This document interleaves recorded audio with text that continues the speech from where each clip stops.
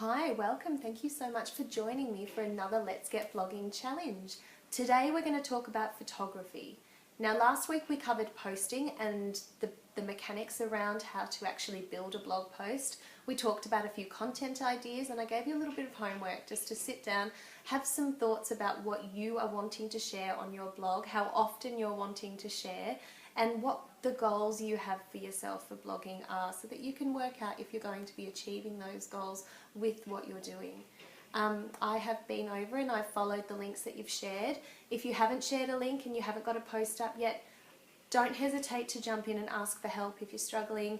Please don't be shy. This is the beginning of your journey. If you're comparing yourself to people who've been blogging for a really long time, then you're going to feel disheartened, and I don't want that.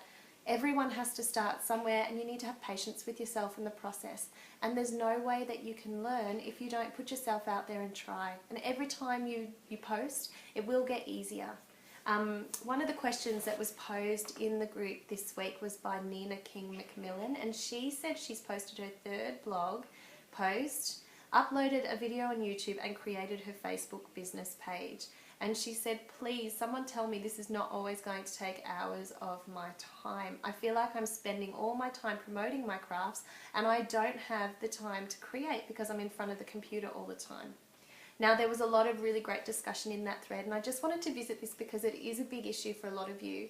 Now, anytime that you're learning to do something new, and quite a few of you have said that you feel technologically challenged, so that makes this process even harder, and it's going to take time for you to get your head around the processes and procedures to be able to build up a blog post. There's a lot that you have to learn, so go easy and be patient with yourself. The biggest tip that I have for you is to try batching your tasks and scheduling your time. And I think that's really good advice. It doesn't matter what it is that you're trying to achieve in your business. If you don't have a schedule for yourself, you are going to find that you are forever putting out fires instead of getting ahead of things in your business. So that's my advice to you, whether it's setting up blog posts, sitting at the computer, creative time. Sit down and make a diary and have a rough schedule. Of course, things are going to change from week to week depending on what comes on. Now, batching is a really important job when you're putting everything together in one day. And one of the things that I batch is my photography. So I'll just show you. I've got my diary here.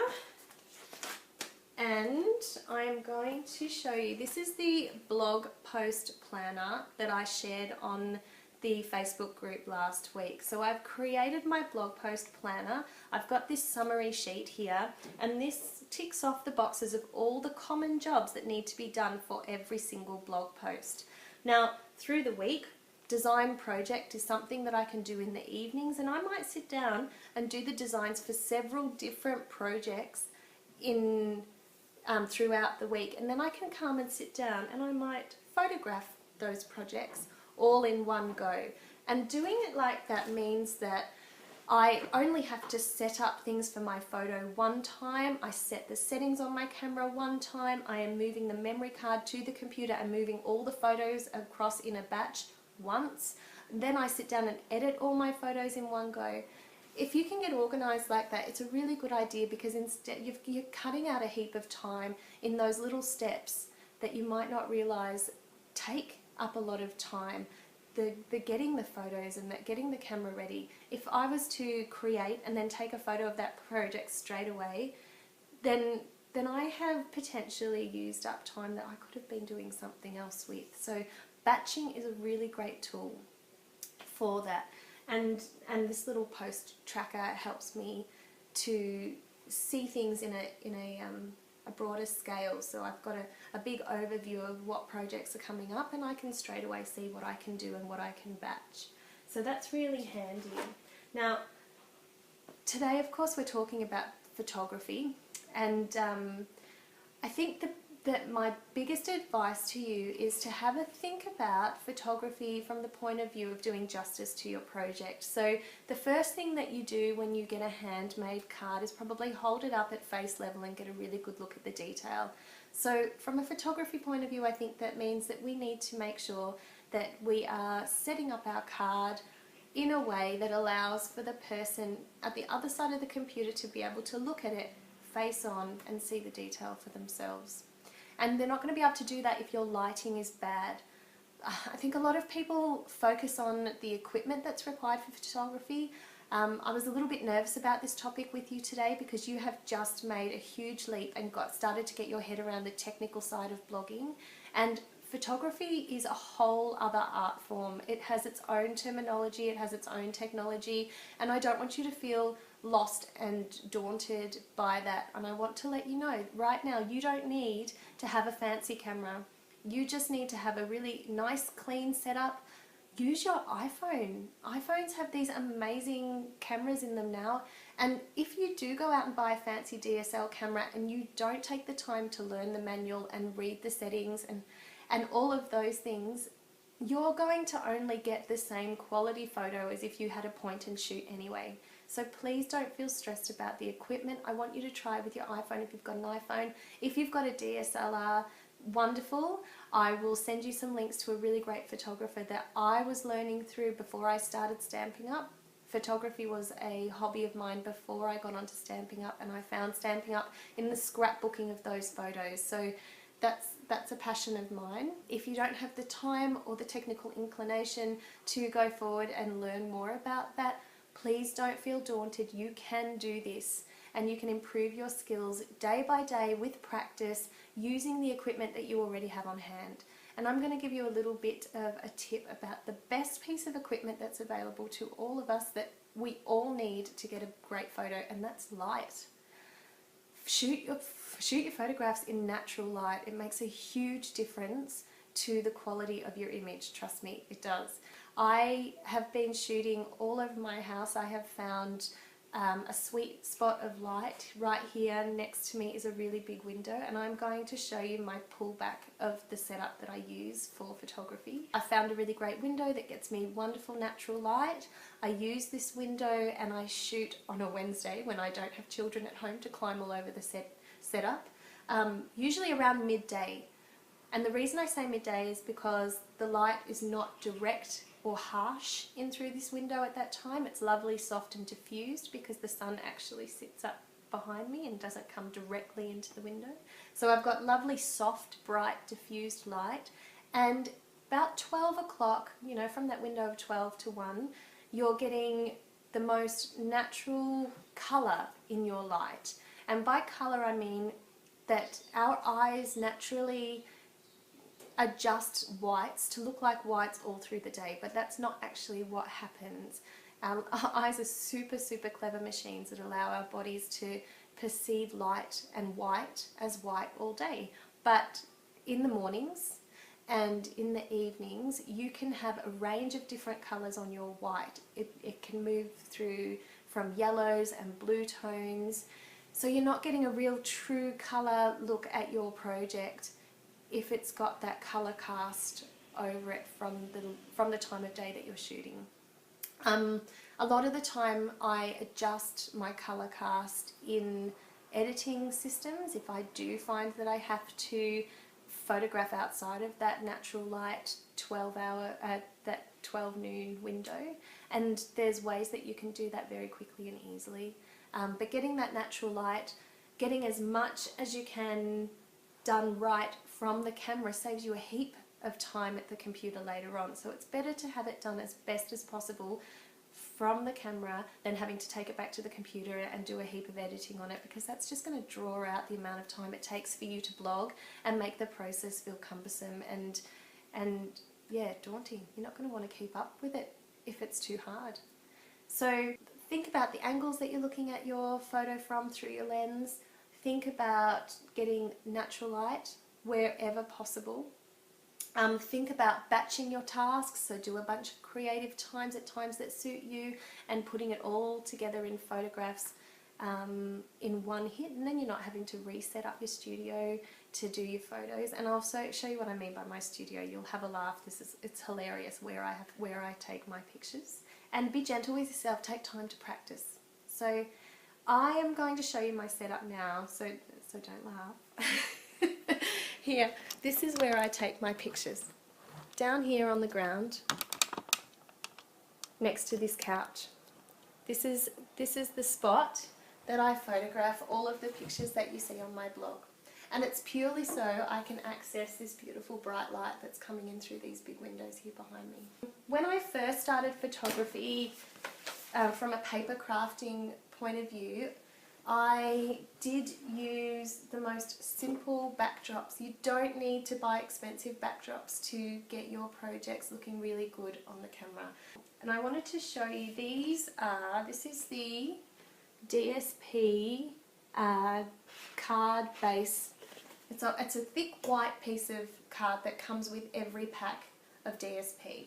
Now I use that as the base. Make sure that curtain's tucked in there. And then I pick a colour that matches in with my project. And I pop it here. And there. Instantly ready to take photos. And I've got this project that I shared on my blog earlier this week.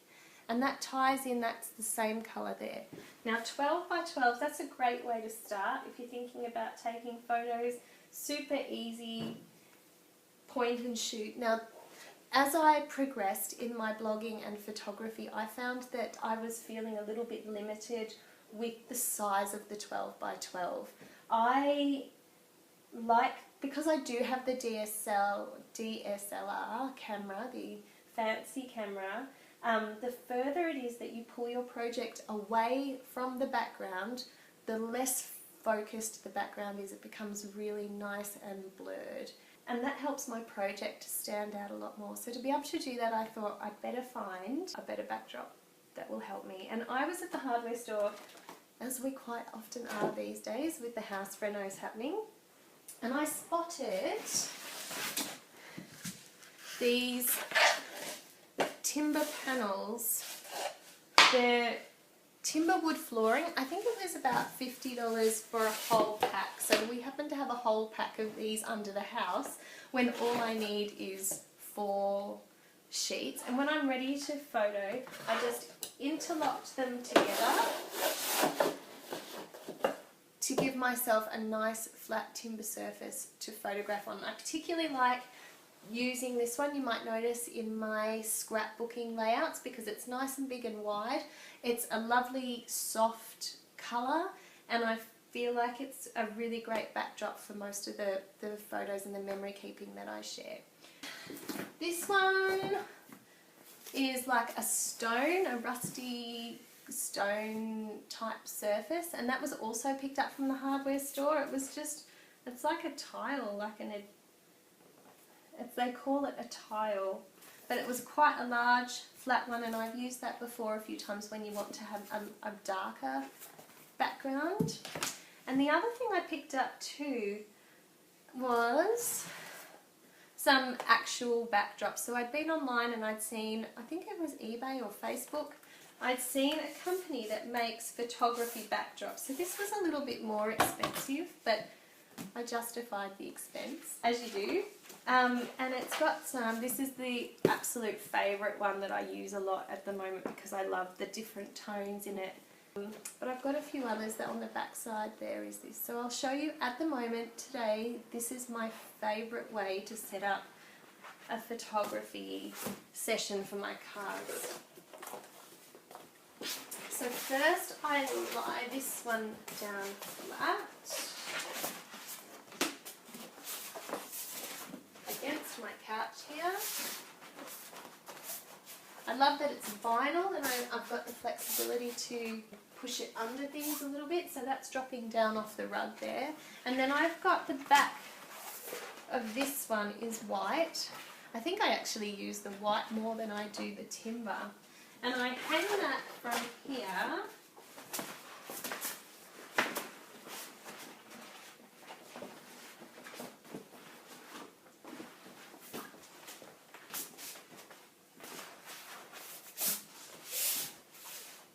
And I set my card project up, I don't know how you can see, usually right towards the front.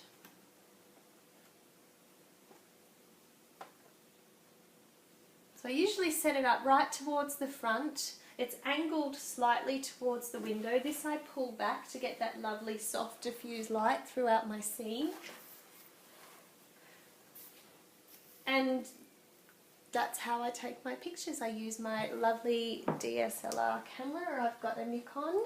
I shoot in manual mode, so I'll show you that, but please don't feel that you need to. There's a heap of tutorials online about using your iPhones to shoot for photos, and there's also photo editing software. So what I'm going to do is put a little shout out to all my artisan friends that I've seen join the group. Susan, Holly, Kathy, Sue, Rochelle. If you're watching, I would really feel so grateful if you could share a little pullback of how you create your photos, just so that we can get an idea of the process that's involved and a broader range of experience. So that's how I do those. That's my little setup. It's just here in my lounge room, taking advantage of the bright light here from this window. Then I think the practical part about taking photos, a lot of you might wonder about styling of photos. I think so many beautiful card publishers out there have amazing photos, and they've always got this little bit of greenery in there, or they've styled it really well. I think there's a really fine balance between adding elements to your photo that are going to help that card design shine versus distract from the card. What I'd like to see while you're learning is to, if you want to practice with styling, do, but also make sure while your equipment and everything is set up and ready to go, take a photo of just the card without any other distracting elements in there. And I think my favourite tip for learning photography is probably the same as I would use for learning card making. We case the cards in the catalogue, and if I've got a current catalogue here,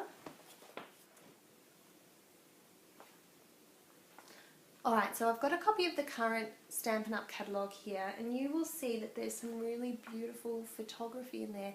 So you probably have a tendency to look at the projects and look at the cards. What I want to challenge you to do this week is to look at the whole photo. Now, the people who work at Stampin' Up! And create the beautiful artwork are fabulous, but their photographers have to work with these amazing projects and do justice to the project so that they really do shine when they make it to the catalogue pages. So what you'll notice is there's quite a number of non-stylized card photos. They've got nice bright white light. They're taken from a front point of view, but you can still see that the way the card opens. You can shoot some from up high, so I like to do that flat lay style depending on the kind of background I've got. And then there's some that are styled. So what I'd recommend for you when you're photographing is take your time to set up your station. Take a few photos, non-distracted, straight from the top in a flat lay style. Take a few face on, and then have a think about adding a few elements and practicing that. That way, if you find that you've put together this photo and you've got your blog post ready to go, but you're thinking that it looks a little bit like it's distracted, that all the elements you've chosen aren't quite coordinating well with the project, then you can go back to using this. And that's really what people are coming to your blog to see anyway. Nice, bright, clear, focused pictures of your artwork. So use the catalogue as inspiration. It's got some wonderful ideas.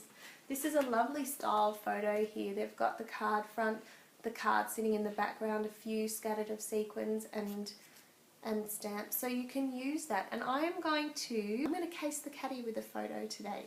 So I'll show you what I mean by that. So I've got my layout set up here. I might show you the picture. There's a planner in this catalogue that's just gorgeous. I had been waiting a really long time for a Stampin' Up! Planner to make its way into the Stampin' Up! Catalogue, and last year? For Christmas, not the last Christmas, but the Christmas before, we were shopping in Melbourne for presents, and I came across this really cute little stationery shop, and they had this gorgeous planner in there, and my hubby bought it for me for Christmas. And then of course the next annual catalogue that came out had a planner in it. So I love my planner. I love the Stampin' Up! Planner. I'm not in a financial situation where I can justify both. So I'm going to pull out my planner and I'm going to photograph my blog post planner page. I want to share a little bit with how I put these blog post planners into use, and thank you so much to all those beautiful people who have purchased their copy of this planner. Please, if you're using it and you're liking it, I would love to share a review, so don't hesitate to get in touch if you've got some nice words to share about your planner. And this page here, I'm just going to case the photograph. So I'm laying my blog post planner out. They've decorated with a little pen, they've decorated with some computer equipment. Give me a moment to complete my setup and I'll take a photo and share it with you. Alright, so I'm back. So what I've done, I've raided my computer desk and hopefully I can put it all back together before the hubby notices. And I've pulled out some of the styling items that Stampin' Up! Have used in their beautiful photograph here with this planner. And I've put them in place almost exactly the way that I've seen them in the photograph here. And I'm going to take my shot and I'm going to take a photo with my iPhone as well. I don't normally do that. I know that quite a few of my friends do and they get amazing results. But I just want to show you, I'll show you my camera's photo in my manual settings. I'll show you in the auto settings so you can get an idea of the difference it makes learning about your DSLR camera versus keeping it in your auto settings. And I'll show you the iPhone comparison as well.